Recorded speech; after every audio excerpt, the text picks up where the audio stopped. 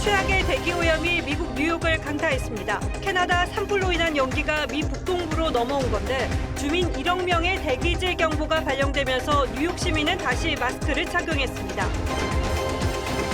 사회적 대화기구인 경사노의 불참을 선언한 한국노총이 오늘 최저임금 회의에는 참석했습니다. 눈앞에 이익만 쫓는다는 지적이 나옵니다.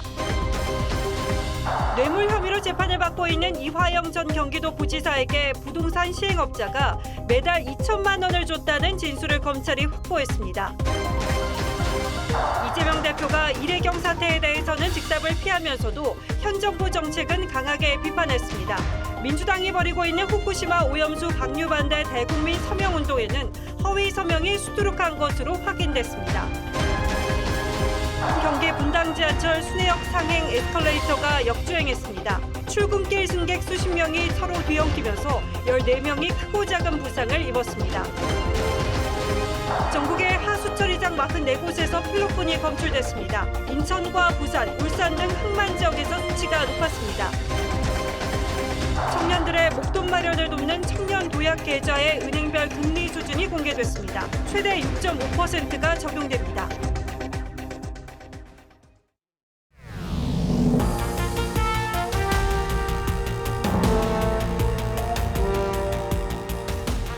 시청자 여러분 안녕하십니까? 뉴스나인의 신동욱입니다. 오늘 뉴스나인은 이 한 장의 사진으로 시작하겠습니다. 대낮입니다. 미국 뉴욕이 먼지에 갇혀 있습니다. 맨해튼의 상징인 고층 빌딩들이 거의 보이지 않습니다. 캐나다에서 한 달째 계속되고 있는 산불 연기가 국경을 넘어서 미국으로 내려온 겁니다. 미국 인구의 3분의 1에 해당하는 1억 명에게 대기 경보까지 발령됐고 프로야구와 뮤지컬 공연들도 줄줄이 미뤄지거나 취소됐습니다. 이 먼 나라 얘기를 뉴스나인의 첫머리로 소개하려고 하는 건 우리에게도 타산지석이 될 거란 생각 때문입니다. 먼저 최원희 기자가 보도하겠습니다. 마치 화성에 온 듯 미국 뉴욕 하늘이 주황색으로 뒤덮였습니다. 사람들은 코로나 이후 다시 마스크를 꺼내 쓴 채 걸음을 재촉합니다. 뉴욕의 상징, 자유의 여신상도 형체를 잘 알아보기 힘듭니다. I'm wearing my mask mainly because I'm worried about the air quality. I'm worried about breathing in the particles. 수도 워싱턴 DC와 필라델피아 등 다른 동부 도시도 뿌옇게 변했습니다. 캐나다 전역에서 발생한 산불 연기가 미국 북동부까지 넘어왔습니다. 뉴욕의 대기 오염도는 이틀 연속 전 세계 중 최악을 기록했고 1억 명에 달하는 주민들에게 대기질 경보도 내려졌습니다. Hazardous condition that we are facing. On the levels of health concern that is clearly alarming for New Yorkers. This is the highest level index of our knowledge since the 60s. 학교 야외 수업이 금지됐고 항공기 운항이 지연되기도 했습니다. 프로야구를 비롯한 스포츠 경기는 물론 브로드웨이 일부 공연들도 취소됐습니다. Check in on your neighbors, check in on your friends and your family. Take precautions, especially if you have health conditions. 뉴욕 당국은 적어도 최악의 공기 상태가 하루 정도 더 지속될 수 있다고 내다보고 있습니다. 그 사이 캐나다 산불 연기는 계속 남하해 미 남부 엘라베마주까지 도달했고 남동부 대기질을 악화시키고 있다고 외신들은 전했습니다. TV조선 최원입니다. 미국의 서부 산불은 워낙 익숙한 장면입니다만 뉴욕에 이런 일이 생기리라고는 상상하지 못했습니다. 뉴욕을 비롯한 미 동부 지역이 연기에 휩싸인 건 캐나다에서 발생한 대형 산불 탓인데 서부에서 시작된 산불이 캐나다 동부로까지 번졌고 지금도 400여 곳이 불타고 있습니다. 캐나다 역사상 최악의 산불 피해가 될 가능성이 커졌습니다. 이어서 유주연 기자입니다. 붉은 화염과 검은 연기가 매서운 속도로 숲을 집어삼킵니다. 불길이 지나간 자리엔 황량해진 땅과 타버린 자동차만 남았습니다. 캐나다 서부에서 시작된 산불이 지난달 말 동부 퀘벡 등으로 옮겨붙었고 해안 지역을 거쳐 전역으로 번졌습니다. Today there are 414 wildfires burning, 239 of which are determined to be out of control. 남한 면적 3분의 1 이상이 잿더미로 변했는데 지난 10년 동안 캐나다에서 산불로 소실된 평균 면적보다 15배나 더 넓습니다. 일부 주에선 산불 확산을 막으려고 물 대신 맞불을 놓으며 숲 1만 헥타르를 일부러 태우기까지 했습니다. This is a scary time for a lot of people, not just in Alberta, but right across the country. 도로와 고압 송전선 등이 끊겼고 석유 가스 생산도 타격을 입었습니다.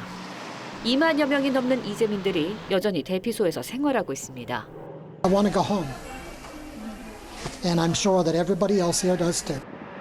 미국과 호주, 뉴질랜드까지 소방 인력을 투입해 진화를 돕고 있지만 이른 폭염과 건조한 날씨로 인해 불길은 좀처럼 잡히지 않고 있습니다.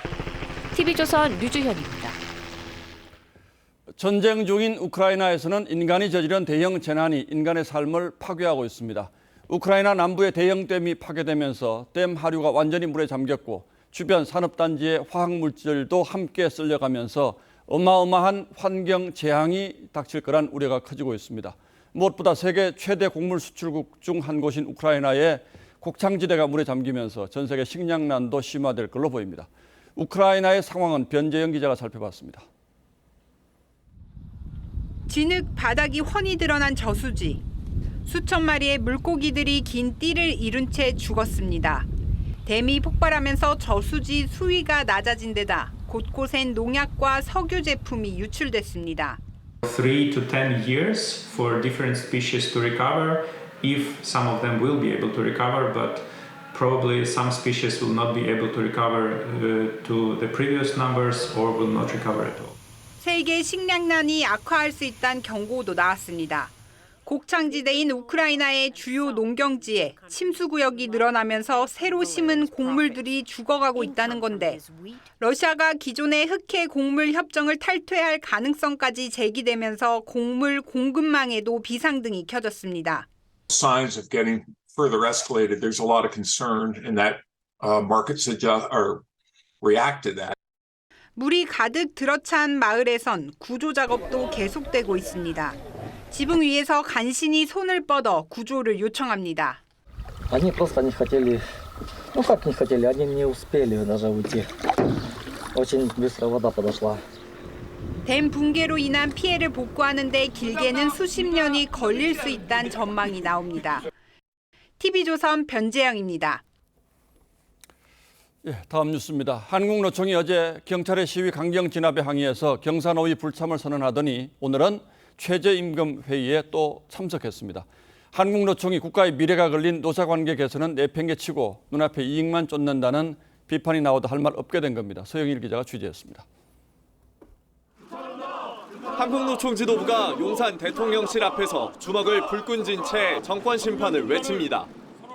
윤석열 정권에 대한 전면적인 심판 투쟁에 나설 것을 선언합니다. 어제 경사노위 불참 선언에 이어 대정부 투쟁 수위를 높인 겁니다. 그러면서도 오늘 오후 최저임금위원회 회의에는 모습을 드러냈습니다. 최근 경찰 진압에 맞서다 구속된 한국노총 소속 최저임금위원회 석방 탄원을 요청하기도 했습니다. 노동자 위원이 부족한 상태에서 최저임금 심의를 진행하는 것은 불합리한 부분. 사회적 대화기구인 경사노위는 보이콧하면서도 최저임금 24.7% 인상 요구 관철에는 적극적인 모습입니다. 노동계에선 한국노총이 이익이 되는 논의만 선택적으로 참여한다는 지적이 나옵니다. 자기들한테 이익이 되니까 참여하는 거잖아요. 선별적으로 선택적으로 참여 여부를 판단한 건데. 대통령실 관계자는 불법과 폭력을 용인하지 않는 게 개혁의 핵심이라며 한노총의 경사노위 불참 때문에 흔들릴 수 없다고 했습니다. TV조선 서영일입니다. 한동안 우리 관심에서는 좀 멀어져 있었죠. 이재명 경기지사 당시 부지사를 지냈던 이화영 씨가 쌍방울로부터 법인카드를 받고 대북 송금에도 관여했다는 의혹을 받고 있는데 저희 취재 결과 또 새로운 사실이 드러났습니다. 한 부동산 업자가 이화영 전 부지사에게 매달 2천만 원씩을 지원했다는 의혹이 확인됐습니다. 쌍방울과는 또 다른 새로운 자금줄이 모습을 드러낸 겁니다. 김보건 기자의 단독 보도입니다. 검찰은 최근 경기도 용인의 한 부동산 시행업자를 조사하는 과정에서 이화영 전 부지사의 불법 자금 수수 정황을 잡았습니다. 이 업자는 검찰 조사에서 이 전 부지사에게 매달 2천만 원을 지원했다고 진술한 것으로 파악됐습니다. 검찰은 진술 진위를 확인하려고 이 전 부지사의 최측근으로 알려진 A씨를 피의자 신분으로 소환 조사했습니다. 검찰은 부동산 업자가 이 전 부지사에게 돈을 건네면 이 전 부지사는 다시 이 돈을 A씨에게 맡겨 관리하도록 한 것으로 의심합니다. 또 이전 부지사 측이 해당 업자의 부동산을 사용하고 A씨가 각종 비용을 처리한 정황을 잡고 그 경위도 추궁한 것으로 알려졌습니다. 이미 이전 부지사는 쌍방울로부터 법인카드 등 3억 원대 뇌물을 수수한 혐의로 재판이 진행 중입니다. 여기에 더해 김성태 전 쌍방울 회장은 이전 부지사가 이해찬 전 민주당 대표를 거론하며 매달 수천만 원을 받아갔다고 검찰에 진술한 것으로 전해졌습니다. 경기도의 대북 사업 자금을 쌍방울이 대납했다는 의혹과 관련해 이전 부지사는 여전히 입을 다문 상황. 검찰이 이전 부지사에게 흘러들어간 각종 불법 자금으로 수사를 확대하고 있습니다. TV조선 김보건입니다. 예, 보시는 것처럼 최근 한 언론은 쌍방울 김성태 전 회장이 매달 수천만 원씩을 이전 부지사에게 전달했다는 보도를 한 바 있습니다. 이건 조금 전 저희가 보도한 2천만 원과는 전혀 다른 의혹입니다. 그러나 이런 의혹들이 모두 사실이라면 이화영 전 부지사는 법인카드뿐 아니라 엄청난 현금을 조달한 셈인데 이걸 다 어디에 썼을까요? 검찰은 이전 부지사가 여의도에 있는 한 건물에만 서너 개의 사무실을 운영한 것으로 파악했습니다. 이 사무실들을 비워놨을 리는 없고 누가 어떤 용도로 사용했는지가 무척 궁금합니다. 권영석 기자가 어떤 곳인지 직접 찾아가 봤습니다. 서울 여의도의 한 오피스텔 건물. 2008년 이화영 전 부지사가 설립한 동북아 평화경제협회가 입주해 있는 곳입니다. 협회 사무실은 11층에 입주해 있고 12층은 이해찬 전 민주당 대표가 2020년 8월 동북아협회 이사장으로 오면서 사용했습니다. 검찰은 지난해 10월과 올해 2월 쌍방울 뇌물수수 의혹과 관련해 사무실 두 곳을 압수수색했습니다. 12층 사무실은 이전 부지사가 재직 중 개인적으로 쓴 정황도 잡았습니다. 검찰은 추가 수사를 통해 이전 부지사가 이들 2개 사무실 이외에 2-3개 사무실 운영에 더 연관된 것으로 파악했습니다. 그럼 3-4개 있던 거는 다 떼셨어요? 사무실당 연간 임대료는 2,400만 원 정도로 알려졌습니다. 검찰은 동북아협회와 이사장실 이외에 나머지 사무실 2-3곳이 어떤 용도로 쓰였는지 확인 중입니다. 특히 한 사무실은 이전 부지사 측근으로 알려진 A씨의 통장에서 월세가 나간 것으로 파악하고 이전 부지사가 사무실 경비를 어떻게 조달했는지 들여다보고 있습니다. TV조선 권영석입니다. 여야가 선관위의 특혜 채용 의혹에 대한 국정조사를 실시하기로 합의했습니다. 국민권익위조사와 마찬가지로 국회 국정조사 역시 강제조사권이 없어서 실효성에는 의문이 있긴 합니다만 야당도 마냥 선관위를 감싸기가 어려울 정도라고 판단한 듯합니다. 대통령실에선 감사를 거부하는 선관위를 향해 기득권, 카르텔이란 원색적이고 직설적인 비판이 나왔습니다. 황선영 기자가 보도합니다. 여야가 합의한 선관위 국정조사의 범위는 특혜 채용 의혹과 북한 해킹 은폐 의혹 2가지입니다.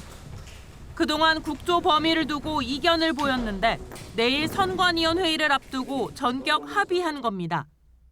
다음 주 중에 조사 요구서를 제출을 하고 그 다음 주 본회의에서 조사 계획서를 승인받는 것을 목표로. 또 일본 후쿠시마 오염수 방류에 대한 국회 검증특위를 설치하고 청문회도 열기로 했습니다. 다만 여당 내부에서는 권익위 조사 결과가 나오지 않은 시점에서 맹탕 국조가 될 수 있다는 우려와 함께 오염수 청문회도 실사단의 결과 발표 이후에 했어야 한다는 비판이 나오고 있습니다. 특히 선관위가 국정조사를 수용한 걸 두고도 강제 조사권이 없기 때문에 받아들인 거 아니냐는 지적이 나옵니다. 선관위는 내일 선관위원 회의에서 국정조사를 이유로 감사원 감사를 최종 거부할 가능성이 큰 것으로 알려졌습니다. 이에 대해 국민의힘 핵심 관계자는 TV조선과의 통화에서 선관위 국정조사는 감사원 감사 뒤에 하는 게 맞다며 감사가 더 중요하다고 했습니다. 대통령실 고위 관계자는 선관위 행정사무에 대한 직무감찰은 감사원의 감사 범위에 포함된다며 국민의 눈엔 감사 거부가 기득권 카르텔로 비춰질 거라고 비판했습니다. 감사원은 선관위가 끝내 감사를 거부할 경우 수사를 의뢰할 방침입니다. TV조선 황선영입니다. 민주당 이재명 대표는 이례경 사태에 대해서 무한 책임을 지겠다고 한 바 있습니다. 그러나 이 역시 말뿐이었던 것 같습니다. 파문이 일어난 지 오늘로 사흘째고 아직도 논란이 가라앉지 않고 있는데 어떤 사과나 책임 있는 조치에 대한 언급이 나오지 않고 있습니다. 민주당 중진 안민석 의원은 되레 살아온 삶이 깨끗하고 진보 진영의 아주 귀한 자산이라고 이래경 씨를 옹호했습니다. 오현주 기자가 보도합니다. 이재명 대표를 향해 이래경 이사장 사태에 대한 질문이 쏟아졌지만 이 대표는 즉답을 피했고 사과나 유감 표명도 없었습니다. 더 나은 혁신을 해나가는 게 문제 해결의 방법이겠지요. 사과 필요하다는 지적도 계속 있는데요. 대신 오전에는 양대노총 소속 청년 노동자들을 만나고 저녁에는 싱하이밍 중국 대사와 만나 정부의 노동 외교 정책에 대한 공세를 이어갔습니다. 노동자들에 대한 인식 자체, 이 자체가 매우 별나지 않나. 노동 탄압이라고 하는 것이 우리 눈앞에 현실로 지금 펼쳐지고 있다는. 이 대표가 이래경 사태에 대해 말로만 책임을 진다고 하면서도 사과 한 번 없다는 비명계 지적에 친명계는 무한 책임이라는 말 자체가 사과고 유감 표명이라고 반박했습니다. 그 방도로서 당대표직 사퇴밖에 없다. 정치적 레토릭에 가까운 얘기를 했다면 그거는 정말 더 큰 화를 자초하는 거예요. 책임이라는 발언 자체가 유감보다는 더 높은 차원의 사실은 성찰과 유감 표현이라고 보거든요. 이래경 파문의 여진이 계속되는 가운데 친명계 5선인 안민석 의원은 이 이사장을 귀한 자산이라고 두둔해 구설에 올랐습니다. 그분의 살아온 삶이 깨끗하고 또 유능하고 숨겨진 아주 귀한 그런 자산이었는데 그 자산을 이번에 잃어버리게 된 것이죠. 이에 대해 국민의힘은 이 대표 주변 사람들은 국민 감정이나 민심에 아예 귀를 닫고 있냐고 꼬집었습니다. TV조선 오현주입니다. 일본 후쿠시마 오염수 방류에 반대하면서 대규모 장외 집회를 이어가고 있는 민주당이 이번에는 대국민 서명 운동을 시작했습니다. 내일까지 100만 명의 서명을 받겠다며 이재명 대표가 직접 거리로 나가 공을 들이고 있는데 명부 관리는 허술하기 짝이 없습니다. 그 실상을 정민진 기자가 취재했습니다. 서울 여의도역 사거리입니다. 횡단보도 위로 후쿠시마 오염수 방류 반대를 위한 서명운동 안내 현수막이 걸려 있습니다. 현수막에 있는 QR코드를 찍으면 이렇게 민주당 온라인 서명 홈페이지로 연결됩니다. 이름과 거주 지역만 입력하면 서명이 됩니다. 그런데 신분 확인을 위한 인증 절차가 없다 보니 허위, 중복 서명도 가능합니다. 홈페이지 서명란에는 똑같은 이름이 나란히 기재돼 있고 흔치 않은 이름도 등장합니다. 당원 80조와 대의원제 폐기, 문재인 대통령님 개명하고 재출마해달라처럼 오염수와 무관한 내용들도 많습니다. 실제 취재진이 직접 반복해 서명란에 홍길동이라고 쓰고 내용엔 테스트라고 써도 실시간으로 서명이 인정됐습니다. 이재명 대표는 지난달 26일 광화문 광장에서 서명운동 발대식까지 직접 챙겼지만 서명운동에 돌입하게 되는데 여러분 함께 참여해 주시기를 부탁드립니다. 참석률이 저조하자 공문으로 각 지원위원회 서명운동 홍보 현수막 개수까지 파악하면서 서명 숫자 늘리기를 독려하고 있습니다. 비명계에서는 허술한 시스템으로 서명 숫자 늘리기에 급급하다고 꼬집었고 여당은 괴담 선동에 이어 엉터리 서명까지 동원해 국민들을 속이고 있다고 비판했습니다. 괴담 선동도 모자라 엉터리 서명으로 국면을 전환하려는 민주당의 대국민 사기 행각을 TV조선 정민진입니다. KBS의 수신료를 전기료와 분리해서 징수하겠다는 방침과 관련해서 KBS 사장이 직접 대국민 여론전에 나섰습니다. 분리징수 방침을 철회하면 곧바로 사장직에서 물러나겠다고 했습니다. 하지만 대통령실은 사장 사퇴와 수신료 분리징수는 전혀 별개의 문제라며 선을 그었습니다. 박지호 기자가 취재했습니다. 굳은 표정으로 단상에 오른 김희철 KBS 사장이 조건부 사퇴론을 들고 나왔습니다. 공영방송 근간을 뒤흔드는 수신료 분리징수 추진을 즉각 철회해 주십시오. 수신료 분리징수 추진이 처리되는 즉시 저는 자리에서 물러나겠습니다. 김 사장은 분리징수가 도입되면 수신료 수입이 급감할 것이라며 공영방송으로서 공적 책무를 이행할 수 없게 된다고 주장했습니다. 그러면서 윤석열 대통령과의 면담도 요청했습니다. 지난해 KBS의 총 수입 1조 5,305억 원 가운데 수신료는 6,935억 원으로 전체 수입의 45%를 넘는데 분리징수할 경우 수신료 수입이 절반 이하로 줄어들 걸로 보입니다. 대통령실은 시총료 분리징수와 사장 사퇴는 별개라며 계속 추진하겠다고 했습니다. KBS 이사회 내부에선 현 사장의 경영 능력 자체가 문제라며 수신료 문제와 상관없이 사퇴해야 한다는 주장이 나옵니다. 보수 성향의 KBS 이사 4명은 김 사장이 자리를 두고 대통령과 내기나 한다며 조건 없는 사퇴를 요구했습니다. 국민 다수를 대변하지 않는 방송, 공적 자유의 비효율성 집행에 따른 무능한 경영에 대해 진솔하게 국민에게 사과하고 그 책임을 인정하는 것이 특히 이들은 직원 절반이 억대 연봉을 받는 KBS의 방만 경영을 개선해야 한다는 지적과 함께 편파 방송에 대한 비판도 했습니다. 방송통신위원회는 수신료 분리징수를 위한 시행령 개정을 검토하기 시작했습니다. TV조선 박지호입니다. 오늘 아침 출근길 경기 분당선 순회역에서 아찔한 사고가 벌어졌습니다. 지상으로 올라가던 에스컬레이터가 갑자기 역주행한 건데요.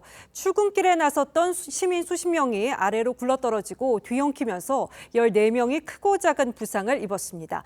어쩌다 이런 사고가 벌어진 건지 구자영 기자가 취재했습니다. 지상으로 올라가야 할 에스컬레이터가 갑자기 거꾸로 움직입니다. 위쪽 승객들이 줄줄이 굴러떨어지고 아래쪽 승객들을 덮치며 뒤엉킵니다. 지하철 역사는 순식간에 아수라장으로 변합니다. 막 깔린 사람도 있었던 것 같아요. 밑으로 내려가니까 어쩔 줄 모르겠더라고요, 저도. 사고가 난 곳은 경기도 성남의 분당선 순회역입니다. 출근길 시민들로 붐비는 시간인 오늘 아침 8시 20분쯤 에스컬레이터 역주행 사고가 일어났습니다. 이 사고로 시민 수십 명이 뒤엉키면서 3명이 크게 다치고 11명이 경상을 입었습니다. 이곳 순회역은 인근의 상가와 업체들이 밀집해 있어 출근길 이용객이 많은 곳입니다. 대형 압사 사고는 면했지만 피해자들은 정신적 충격을 호소합니다. 갑자기 벌금하고 멈추더니 갑자기 그때부터 뒤가 엄청 빠르게 이제 에스컬레이터 못할 것 같고. 사고 에스컬레이터는 지난달 자체 점검에서 양호 판정을 받았고 지난해 9월 승강기 안전공단의 정기 점검도 통과했습니다. 일종 방지 장치가 설치되어 있습니다. 사고 원인이 정확하게 뭔지 아직도 말씀드리기가 좀 곤란하거든요. 국토교통부는 정확한 사고 원인을 밝히기 위해 오는 13일 국가수등과 역주행 방지 장치 작동 여부 등을 합동조사할 방침입니다. TV조선 구자영입니다. 헬로윈 참사 부실 대응 혐의로 구속 기소된 박희영 용산구청장이 이 공황 장애를 이유로 어제 보석으로 풀려났습니다. 아직 형이 확정되지 않아서 구청장 신분이 유지되고 있는 박 구청장은 석방 하루 만에 출근했습니다. 유족들 항의가 이어졌습니다. 박한솔 기자입니다. 헬로윈 참사 유족이 박희영 용산구청장 면담을 요구합니다. 방이야 나와라 줄까? 문 앞을 막아선 직원을 끌어내고 출입문을 흔들며 구청장실 진입을 시도합니다. 10월 19일 그만둬야 될 사람이 어떻게 감히 또다시 이 자리에 들어온단 말입니까? 헬로윈 참사 부실 대응 혐의로 구속돼 재판을 받던 박 구청장이 공황장애 등 이유로 보석으로 풀려나자 유가족이 항의 방문한 겁니다. 박형이 공황장애라면 저희 여기 있는 유가족들은 살아서 숨쉬는 시체라고 할 수 있을 것입니다. 석방 하루 만에 업무에 복귀한 박 구청장은 아침 8시 출근 저지에 나선 유족을 피해 더 일찍 출근한 것으로 알려졌습니다. 공무원 근무 시간이 9시부터 6시까지잖아요. 그 전에 출근하신 걸로만. 앞서 유족들은 박 구청장이 구치소를 풀려날 때부터 계란을 던지는 등 강력 반발했습니다. 자, 앞에 유족 계시는데 한 말씀만 해주시죠. 죄송합니다. 유가족들은 이번 달 내 이태원 참사 특별법의 국회 상정을 촉구하며 다음 달 1일까지 매일 시청 분향소에서 국회까지 행진하겠다고 밝혔습니다. TV조선 박한솔입니다. 서울의 한 대학교 교정에서 등굣길 학생이 쓰레기차에 치인 뒤 숨져 애도 물결이 이어졌습니다. 이 학생들은 수년 전부터 위험성을 경고했지만 묵살됐다며 예견된 사고라고 지적했습니다. 윤서아 기자가 사고 현장을 돌아봤습니다. 국화를 든 학생들이 헌화하며 애도를 표합니다. 등교하다 쓰레기 수거 차량에 치여 숨진 21살 A씨를 추모하는 겁니다. 사고가 발생한 건 5일 아침 8시 50분쯤. 교내 쓰레기 집화장에 쓰레기를 비우고 내려오던 수거차에 치였는데 병원으로 옮겨졌지만 이틀 만에 숨졌습니다. 이 사고가 난 현장입니다. 해당 1톤 트럭은 이 가파른 언덕길을 위에서 아래로 내려오다 길을 올라오던 A양을 미처 발견하지 못하고 사고가 났습니다. 1, 2분 이후에 이제 119가 왔는데 본인의 의사 표현을 정확하게 못하고 운전자인 81살 미아원은 제동을 시도했는데 멈추지 않았다고 진술했지만 경찰 조사 결과 브레이크를 밟은 기록은 없었습니다. 일부 학생은 학교 측 안전 불감증이 초래한 인재라고 주장했습니다.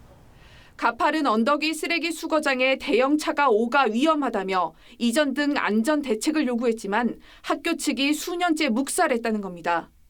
아예 인도가 없고 오르막길도 너무 가파른데 트럭도 다니고 자동차도 다니고 하면서 올라갈 때도 불안불안하고.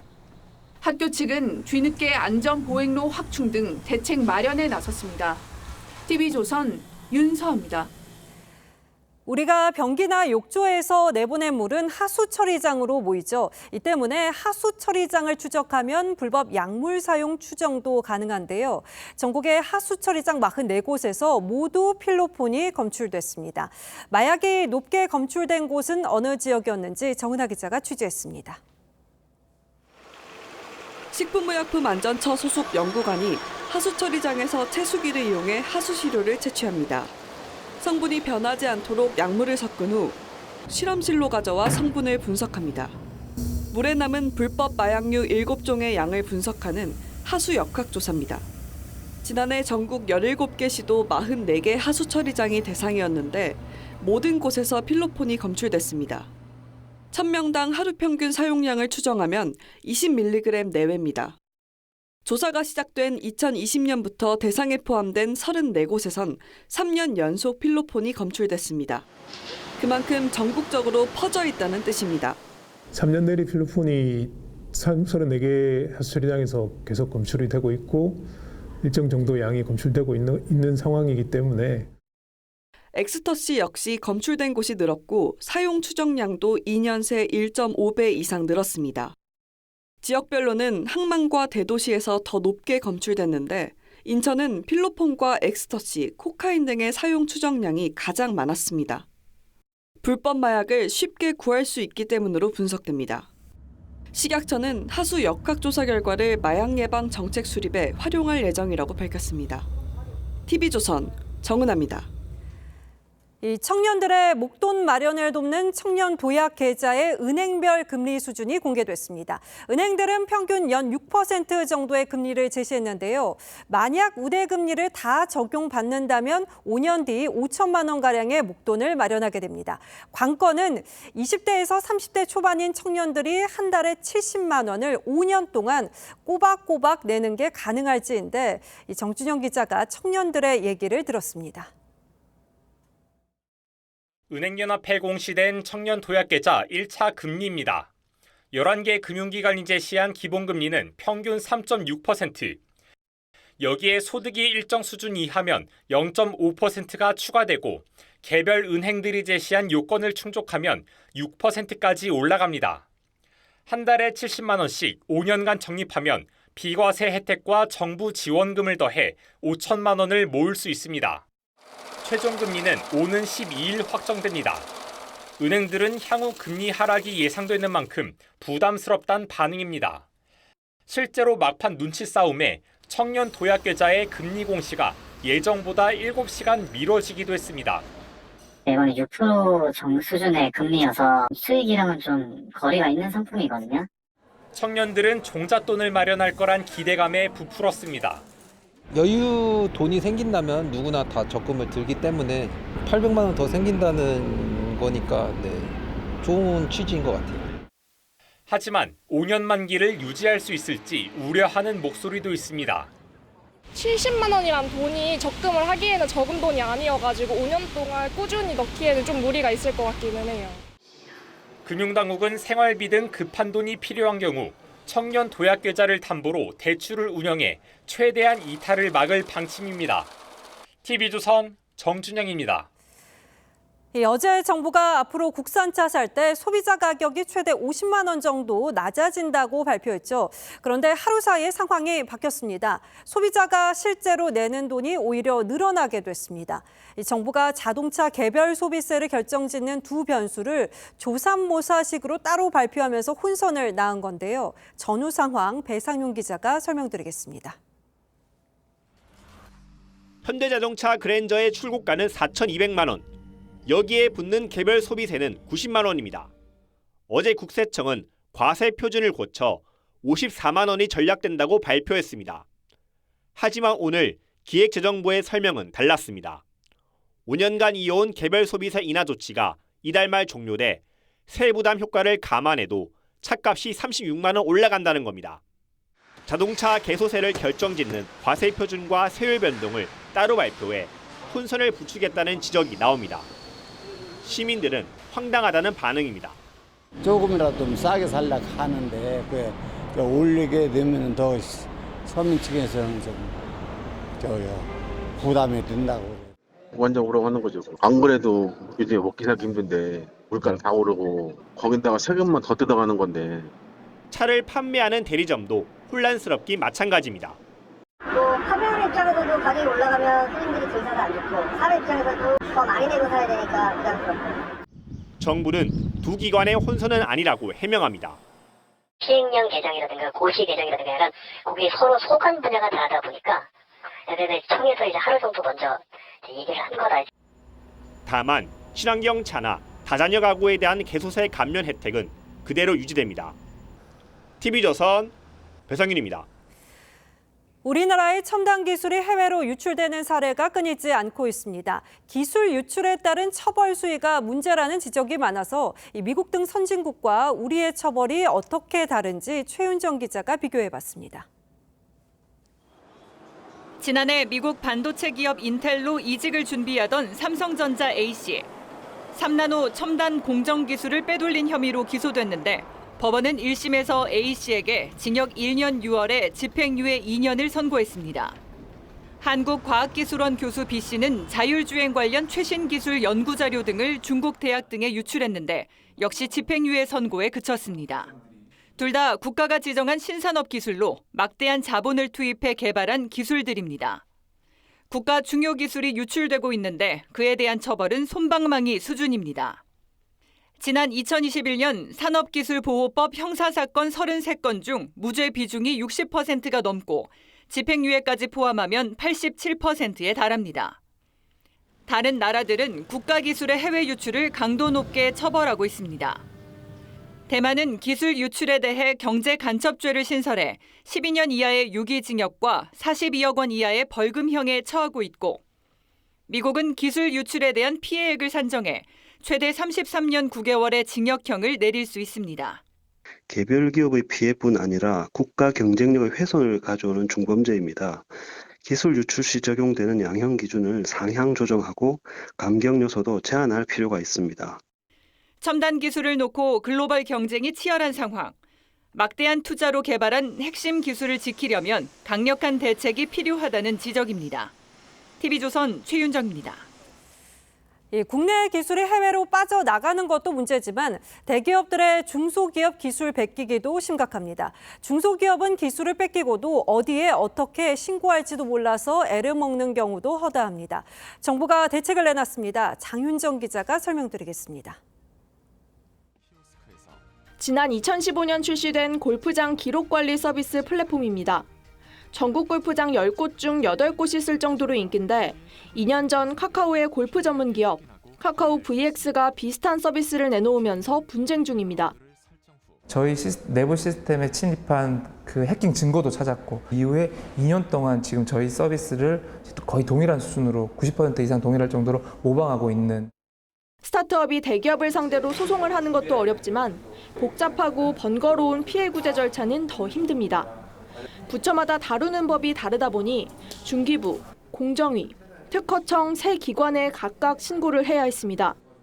관련 법리에 대한 그 이해와 대응을 위해서 또 관련 전문가들을 저희가 또 써야 되고 피해를 호소하는 기업들이 늘자 정부가 기술 탈취 사전 예방부터 사후 구제까지 모든 단계를 지원하는 원스톱 기술 보호 플랫폼을 구축하기로 했습니다.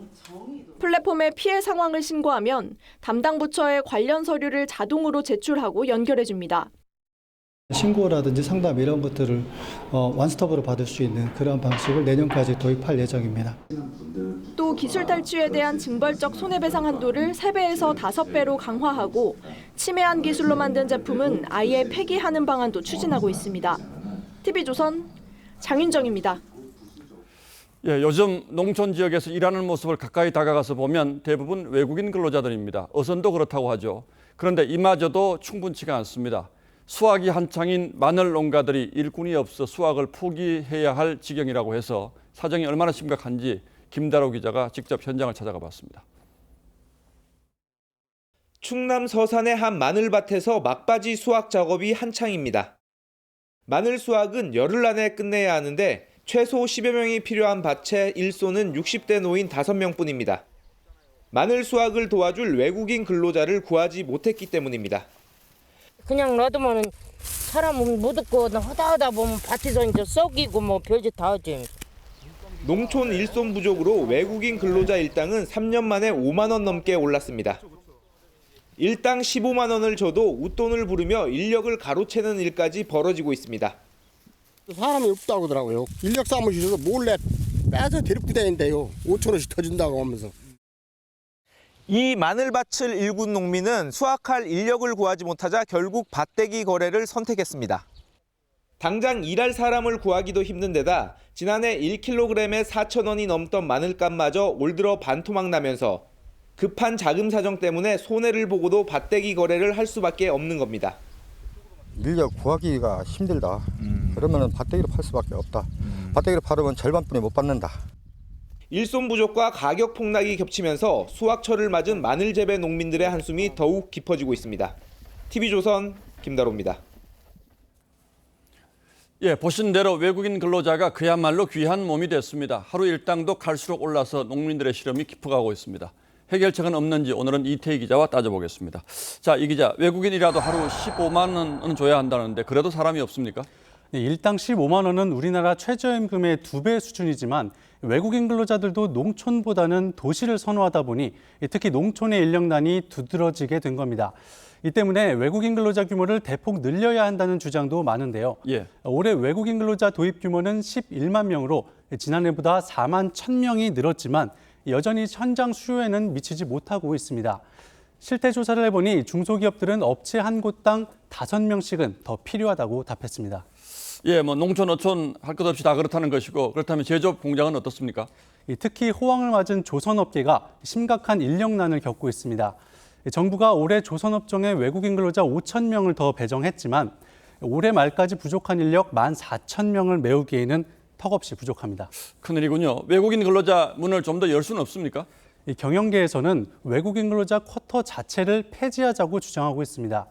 동남아 국가인 코리안 드림을 꿈꾸는 청년들이 많고 국내 인력은 또 오지 않으니 제한을 두지 말자는 겁니다. 하지만 노동계는 국내 일자리를 빼앗기고 노동 조건도 악화된다며 반대하고 있습니다. 외국인 근로자가 내국인 일자리를 뺏어간다는 것도 사실 아닙니까? 꼭 그렇지는 않습니다. 국내 외국인 근로자 3분의 2는 30인 미만 사업장에서 일하고 있고 임금은 200에서 300만 원 수준입니다. 중소기업들은 1년 내내 구인 광고를 해도 한국 청년들은 오지 않는다고 하소연합니다. 국내 고급 인력들이 그런데 잘 안 가려고 하는 거죠. 국내 일자리를 대체하기 때문에 안 된다. 이거는 그렇게 설득력이 있는 얘기는 아니다. 자, 문제점은 뭐 파악이 된 것 같은데 이 기자 생각으로는 그럼 어떻게 하면 되겠습니까? 네, 우리나라 출산율은 작년에 0.78명으로 역대 최저였습니다. 심각한 인구 감소세를 늦추려면 특단의 대책이 필요한데요. 저희가 최근 보도했듯이 월 100만 원의 외국인 가사 도우미를 들여와서 중산층 이하 가정도 육아를 맡길 수 있도록 하는 제도를 진지하게 고민할 때란 지적입니다. 중장기적으로는 주택, 교육, 조세와 같은 국가정책 전반을 저출산 해결에 초점을 맞추는 식으로 재설계해야 한다는 의견이 많습니다. 그래서 이민청 만든다는 얘기가 나온 것 같은데 우리도 이제 이민 문제를 좀 전향적으로 바라볼 때가 됐군요. 네, 이민 증가는 전 세계적인 추세입니다.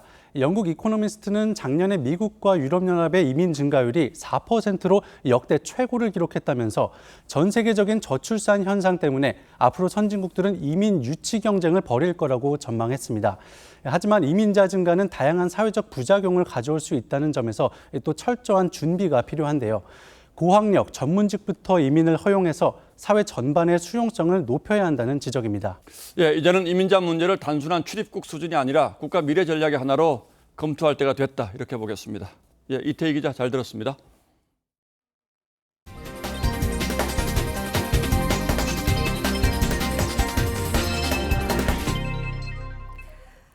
올해 천일염 가격이 크게 올랐습니다. 이 봄철에 비가 계속되면서 천일염이 제대로 만들어지지 않은 건데 후쿠시마 원전 오염수 방류에 대한 불안감도 일부 영향을 미친 것으로 보입니다. 박건우 기자입니다.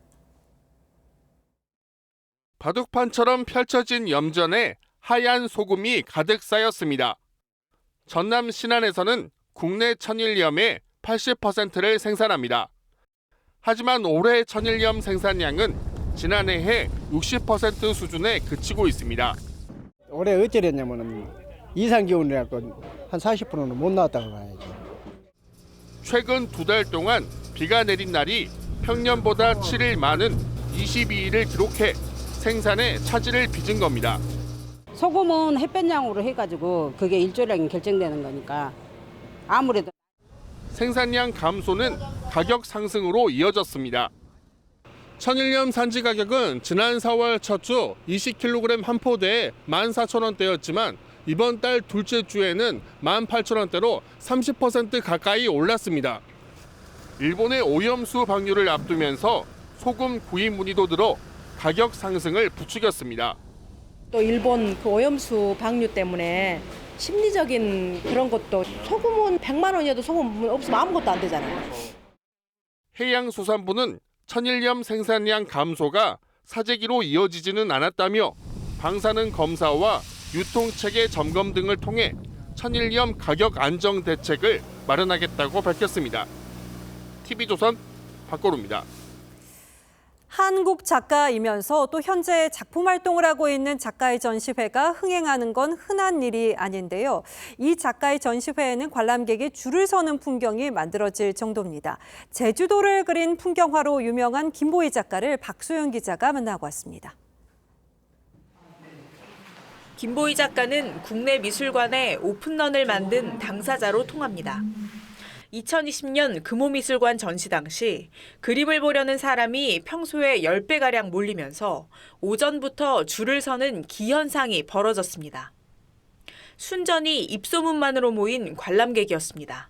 아, 코로나 중인데 이거 어떡하나, 아무도 안 오시겠네. 그리 나중에 점점 많아져가지고 막 줄 섰다는 거예요. 너무 사실은 좀 울컥하기도 하고. 사람들을 사로잡은 건 제주도 풍경을 그린 김보희의 그림. 정적인 듯하면서도 야생의 활기가 넘치는 작품에서 관람객은 힘을 얻었습니다. 자연을 내가 보면은요, 그 안에 온갖 것이 다 있다고 생각을 해요. 우리도 자연의 한 일부분이지만 추상과 구상이 다 있는 거죠. 그걸 어떻게 보느냐에 따라서 다른 그림이 되고. 제주도에 살면서 매일 바다와 하늘을 보지만 자연을 대면하는 순간이 여전히 감격스럽다는 작가. 그의 그림은 자신이 느끼는 기쁨을 보는 사람들과 나누고자 하는 진심의 결과물입니다. 그 감동을 만약에 나한테 그 감동을 안 주시면 저는 그림 못 그리는 거죠. 뭐. 무감각한 그 내 감동이 그림에 다 나올 것 같아요. TV조선 박소영입니다. 프로농구 FA 대여들이 올 시즌이 끝난 뒤 잇따라 팀을 옮겼죠. 특히 지난 시즌 정규리그 MVP인 김선영과 챔피언 결정전 MVP 오세근이 한솥밥을 먹게 됐는데요. 전설의 콤비로 불렸던 이들이라 기대가 큽니다. 성민혁 기자가 포부를 들어봤습니다. 치열한 골밑 싸움은 물론 정확한 외곽슛까지. 공격은 물론 수비에서도 맹활약하며 KGC 인삼공사를 4번이나 정상에 올려놓은 오세근. 챔프전 MVP까지 차지했지만 오세근은 정규리그 MVP인 김선영이 있는 SK로 팀을 옮겼습니다. 12년 동안 이뤘던 걸 놓고 온다는 생각이 조금 힘들었지만 그래도 새로운 팀에서 하고자 하는 그런 도전을 하고 싶다는 생각. 둘의 재해만으로도 농구판은 들썩입니다. 중앙대 시절 52연승과 전승 우승을 합작한 콤비로 13년 만에 다시 손발을 맞추기 때문입니다. 이산가족 같은 느낌도 있어요. 진짜 끈끈했던 가족이 떨어져서 이산가족을 있다가 서로 잘 살면서 성장하다가 나중에 둘이 만나서 더 잘 사는? 현재도 만만찮습니다. KCC로 이적한 최준용은 친정팀 SK 주축들의 나이가 많다며 꼬집었습니다. SK는 노인즈로 이제 밀고붙이겠죠. 저희는 젊음으로 하겠습니다. 형들은 더글로리의 대사를 인용하며 받아쳤습니다. 언제까지 어려? 내년에도 어려? 그런 대사가 좀 생각이 나는데 노인즈의 MVP 2명 다 있는 게 답이 아닐까 저는 생각을 하고요. 낭만 농구가 무엇인지 보여주겠다는 두 콤비. 우승 반지를 끼며 멋진 라스트 댄스를 준비하고 있습니다. TV조선 성민혁입니다.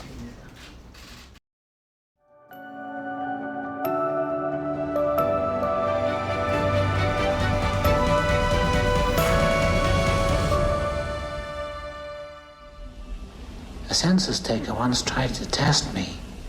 I ate his liver with some fava beans and a nice Chianti. 소설 속 엽기적 살인마 한니발은 할리우드 사상 최악의 악당으로 꼽힙니다. 그가 등장하는 영화가 5편에 이를 만큼 강렬한 캐릭터죠.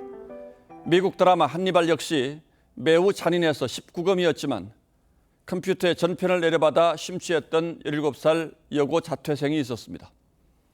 한니발의 대사를 올리는 트위터 계정도 구독했죠. 세상을 충격에 빠뜨렸던 인천 초등생 살인사건의 주범 김모양입니다. 그는 공범 박모양과 함께 살인, 엽기, 인육 같은 관심사를 공유하며 살인을 결심합니다. 신체 일부를 갖기 원하는 박양의 소원을 들어주겠다고 했죠.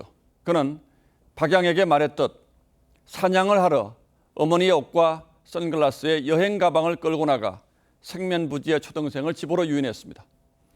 어린 소녀를 살해 시신을 훼손, 유기하기까지 실시간 상황을 박양과 문자로 주고받았죠. 둘에게 살인은 유희나 다름없었습니다. 김양은 감옥에 갇혀 세월을 보내며 벚꽃을 볼 수 없어서 슬프다는 말도 했다고 합니다. 또래 여성 살해범 정유정의 사이코패스 지수가 강호순보다 높고 조두순보다는 낮은 28점 수준으로 나왔다고 합니다. 경찰 진단 검사에서 25점을 넘어 사이코패스에 해당하는 점수입니다. 사이코패스는 공감 능력이 부족하고 공포와 죄의식이 없다고 합니다. 그런 정유정과 흡사한 유형으로 전문가들이 꼽는 것이 인천 초등생 살해범입니다. 정유정은 경찰에서 실제로 살인을 해보고 싶었다고 했습니다. 영화와 TV 범죄물에 심취했다고 합니다. 석 달 전부터 시신 없는 살인사건을 검색하고 도서관에서 관련 책들을 빌려봤습니다. 교복을 차려입고 과외를 받으려는 여중생 행세를 하며 혼자 사는 피해자를 찾아갔습니다. 영화처럼 치밀하게 짠 시나리오를 스스로 연출하고 연기한 겁니다. 그리고 범행 후 집에서 여행 가방을 챙겨 피해자 집으로 돌아가는 그의 걸음이 마치 여행이라도 떠나듯 가벼워 보입니다. 돈도 복수도 아닌 살인 자체가 목적이었던 것이죠. 첫 범행을 들키지 않았다면 연쇄 살인으로 이어졌을 위험이 매우 높습니다. 그는 할아버지 밑에서 자랐습니다. 고등학교 졸업 후 5년을 집에 틀어박혀 살았던 외톨이였습니다. 휴대전화에 친구들 전화번호가 하나도 없었다고 합니다. 범죄 심리학자 로버트 헤어는 경쟁만을 가르치는 사회, 이기는 자만 영웅이 되는 사회에서 사이코패스는 없어지지 않는다고 했습니다. 나이와 남녀를 가리지 않고 묻지마 살인을 태연하게 저지르는 괴물들, 그 비인간의 마성을 키운 우리 사는 세상이 갈수록 두렵습니다. 6월 8일 앵커의 시선은 살인 유희였습니다.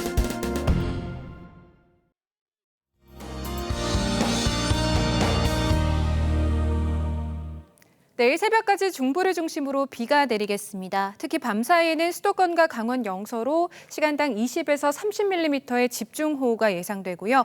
비가 내리는 동안 돌풍과 벼락이 동반되고 일부 지역은 우박까지 떨어질 수도 있겠습니다. 각종 안전사고와 농작물 관리에도 신경 쓰시는 게 좋겠습니다. 앞으로도 수도권의 많게는 최고 60mm 이상, 강원 영서와 충청 북부에 10에서 50mm의 비가 전망되고요. 그 외 중부와 경북 내륙에서는 5에서 20mm, 새벽에는 호남 지역으로 5mm 안팎이 예상됩니다. 비는 내일 새벽이면 대부분 그칠 텐데요. 오전부터는 대체로 맑은 하늘 보이면서 자외선이 강하게 내리쬐겠습니다. 날이 다시 더워지겠는데요. 서울이 28도로 오늘보다 4도가량 높겠고 곳곳으로 30도 안팎의 더위가 예상됩니다.